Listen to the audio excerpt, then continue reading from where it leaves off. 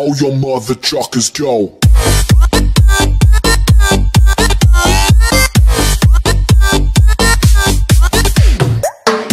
Yo tout le monde, j'espère que vous allez bien. On se retrouve aujourd'hui dans une nouvelle vidéo Clash Royale dans laquelle je vais vous présenter un deck complètement incroyable qui m'a permis de remporter plus de 20 batailles sur les 23 lancées, c'est-à-dire que j'ai fait seulement 3 défaites sur 23, donc il a vraiment un très bon ratio.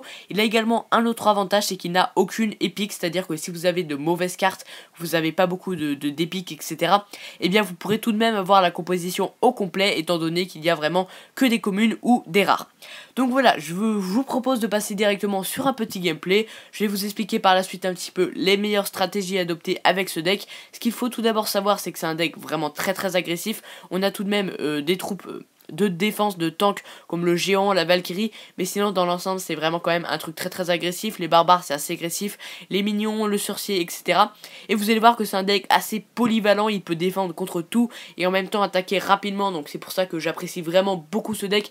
Il vous permettra de monter assez haut et assez rapidement en trophée. Moi personnellement, pour l'avoir testé pas mal de fois, comme je vous l'ai dit en début de la vidéo, j'ai fait plus de 23 attaques avec, et bien j'ai pas été déçu, il y a vraiment une très bonne rentabilité à faire ce deck. Donc voilà, la meilleure stratégie à faire avec ce deck, je vais vous la dévoiler sans plus tarder, parce que comme je vous l'ai dit, enfin je me répète un petit peu, mais j'ai fait 23 attaques avec ce deck, donc j'ai eu le temps de voir qu'est-ce qui était bien, qu'est-ce qui était mauvais avec ce deck, et je vais vous montrer maintenant la meilleure façon de l'utiliser. Alors je vous conseille, comme la plupart des decks, d'attendre vraiment d'avoir vos 10 premiers élixirs, enfin d'avoir vraiment 10 élixirs, et ensuite ce que vous allez faire, c'est que vous allez lancer votre géant près de votre tour principale, c'est-à-dire la tour de roi. Et en fait, le temps qu'il fasse le tour, qu'il rejoigne un côté et qu'il arrive jusqu'à la tour adverse, vous aurez encore une fois le temps de vous recharger.